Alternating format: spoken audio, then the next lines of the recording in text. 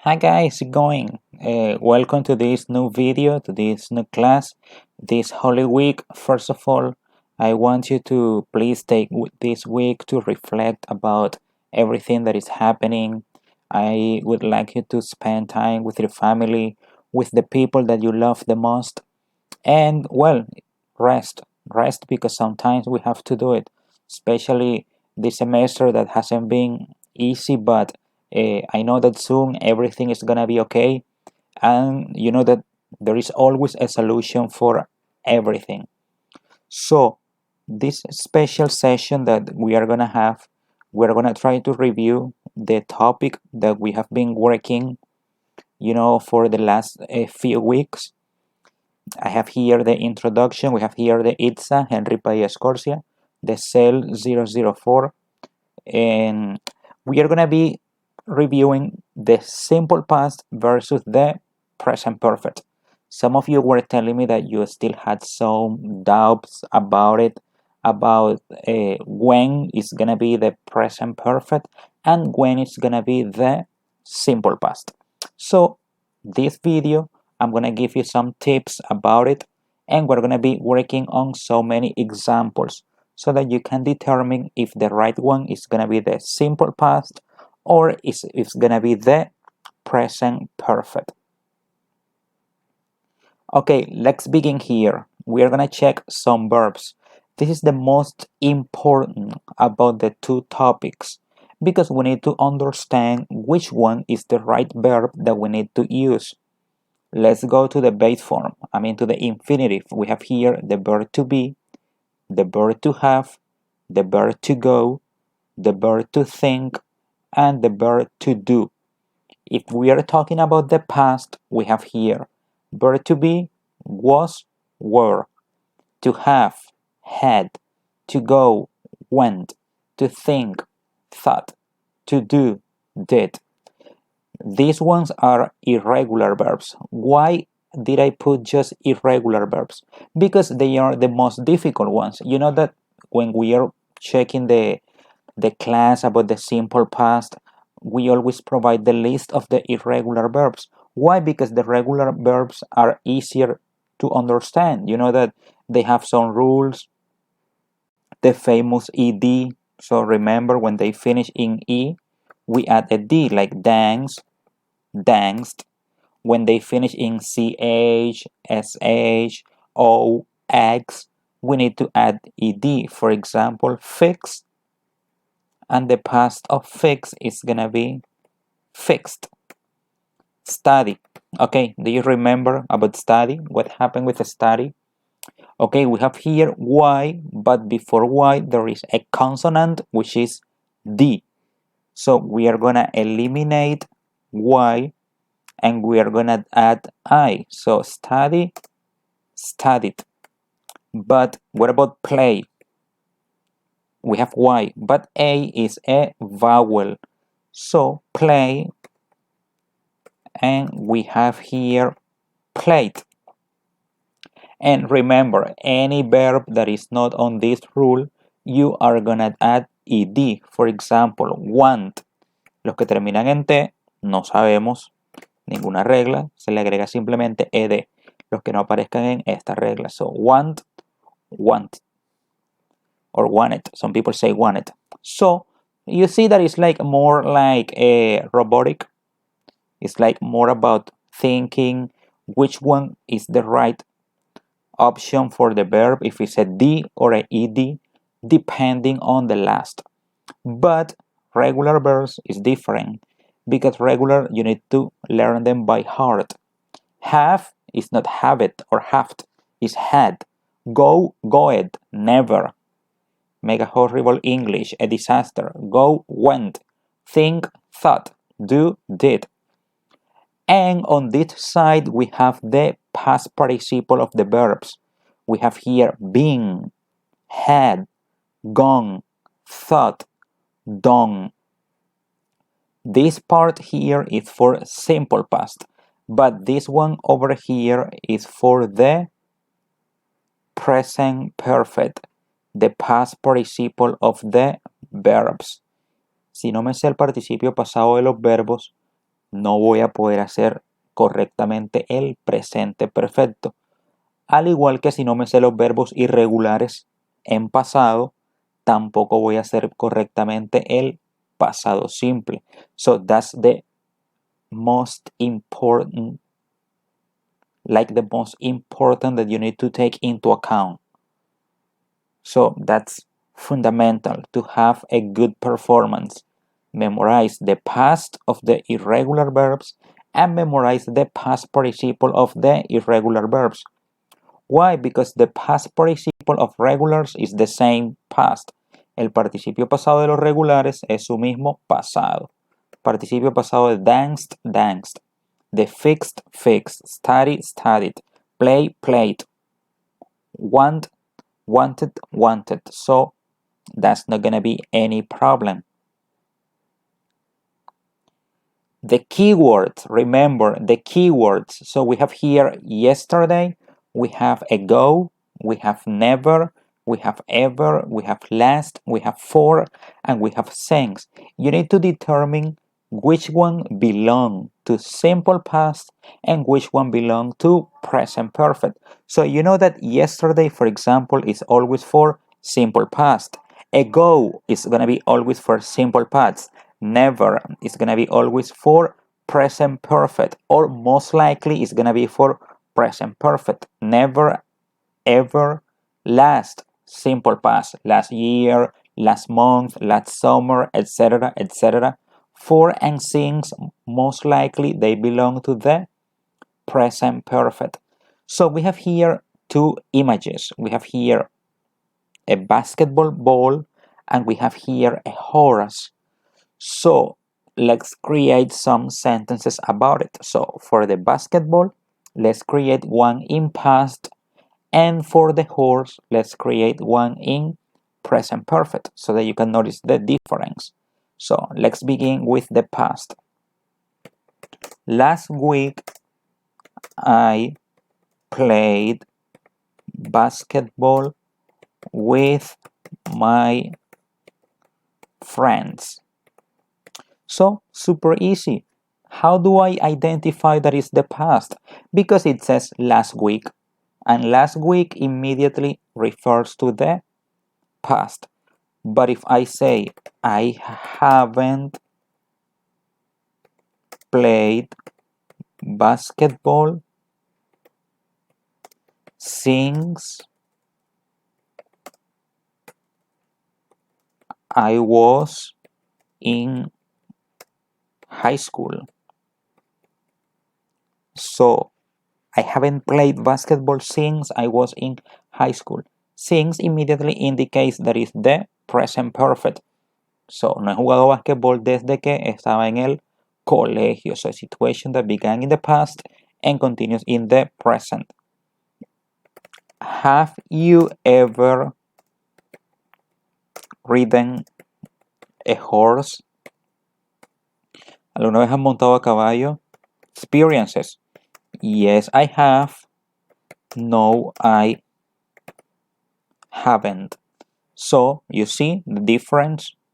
Here is for experiences and here is for a situation that began in the past and ended in the past. My goals, mis metas, my goals. So let's analyze these two examples. I graduated from high school in 2010 versus I have already graduated from high school. So, which one the most important is the goal? ¿En cuál de las dos lo más importante es la meta? ¿En number one or in number two? Yes, you're right. Number two. Why? Because number one, the most important here is the year. Esta persona quiere exaltar el año. Me gradué del colegio en el 2010. ¿Cuándo te graduaste del colegio? Me gradué del colegio en el 2010. But here, ya me he graduado del colegio. It's like if you are saying your goals. Ya me gradué del colegio. I have already finished my career, my university career. Están enumerando sus metas. Y como ustedes quieren seguir cumpliendo metas, ustedes están utilizando en todo el presente perfecto. I have already graduated from high school. I have already graduated from university. I have already started my master degree. Ya he empezado mi carrera. So it's because you are putting everything together. Todas sus metas. That's basically the difference. Acá estoy diciendo el año. Acá estoy enumerando mis metas. Como todavía mis metas siguen, utilizo el presente perfecto. I lived in Barranquilla for many years versus I have lived in Barranquilla for many years. ¿En cuál de las dos ya no vivo en Barranquilla? Number one or number two? So, I lived in Barranquilla for many years versus I have lived in Barranquilla for many years. Yes, you're totally right. Number one indicates that I lived in Barranquilla many years, 10 years, 20 years, but in the present time, I don't live in Barranquilla. I live in a different place. While number two indicates that I live in Barranquilla in the past, but also I'm living in Barranquilla right now in the present time. Let's pay attention to these two examples. It has never happened to me before versus it never happened to me before. What do you think is the difference? Are they synonyms or not? It has never happened to me before versus it never happened to me before. So they are pretty similar. They are pretty similar. What do you need to take? What do you need to take into account? Basically, you need to take into account the context. It has never happened to me before.